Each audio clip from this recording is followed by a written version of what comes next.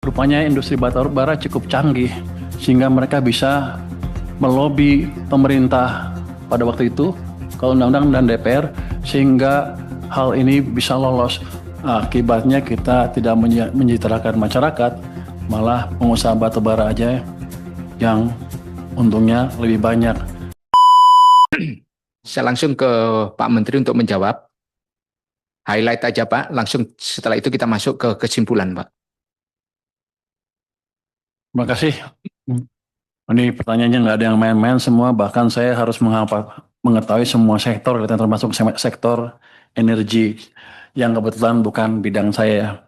Saya akan jawab yang relevan saja. Tadi pertanyaan tentang income, kenapa sih ada biaya keluar, apa hubungannya dengan daya saing. Jadi pada waktu Undang-Undang Cipta Kerja di 2020 diterapkan, jadi mengubah status batubara dari non barang kena pajak menjadi barang kena pajak. Akibatnya industri batubara bisa meminta restitusi PPN ke pemerintah. Itu sekitar 25 triliun per tahun.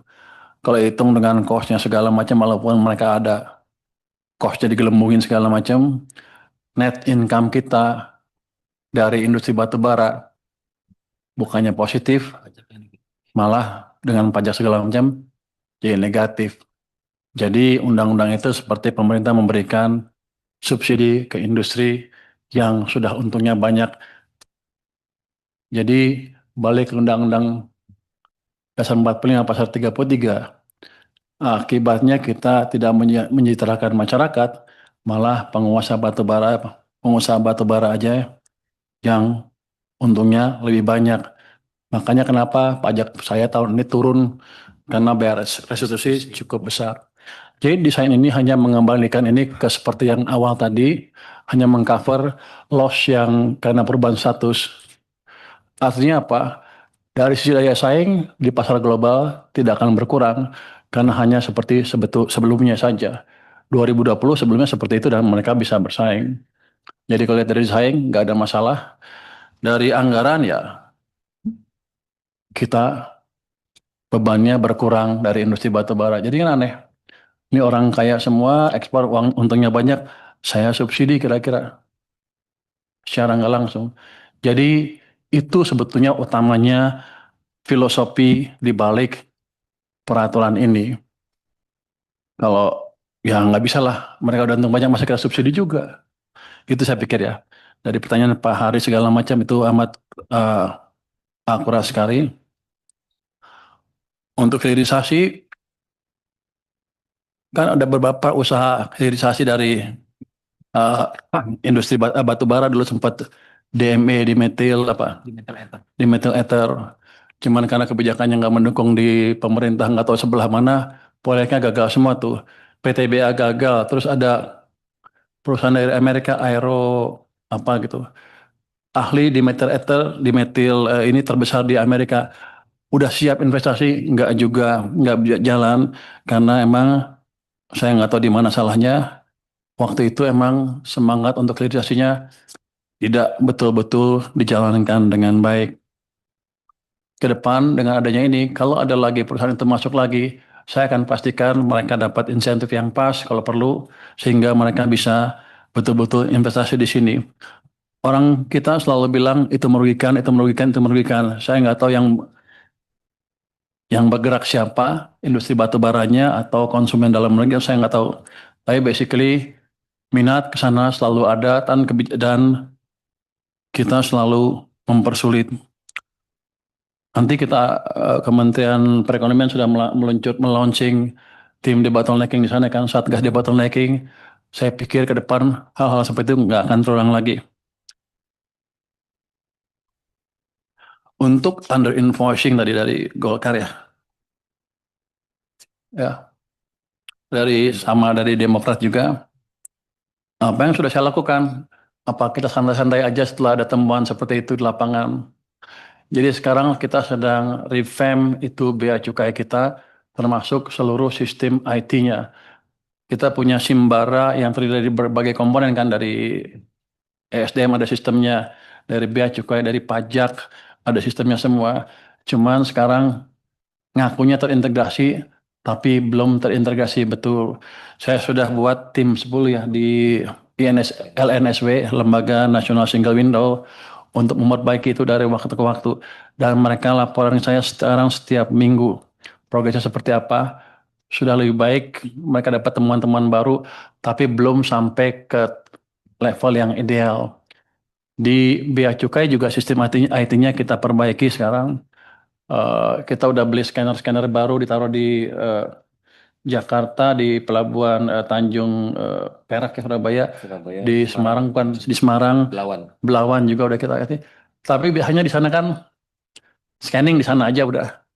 Saya mau tarik begitu di scanning dapat gambarnya, dapat langsung ke pusat. Jadi pusat bisa melihat langsung barangnya apa.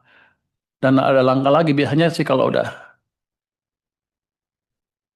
dideteksi di lapangan, ditanya harganya berapa, apa pas nggak harganya segala macam, biasanya di lokasinya di sana di tempatnya di Tanjung Perak atau di Semarang atau di Belawan.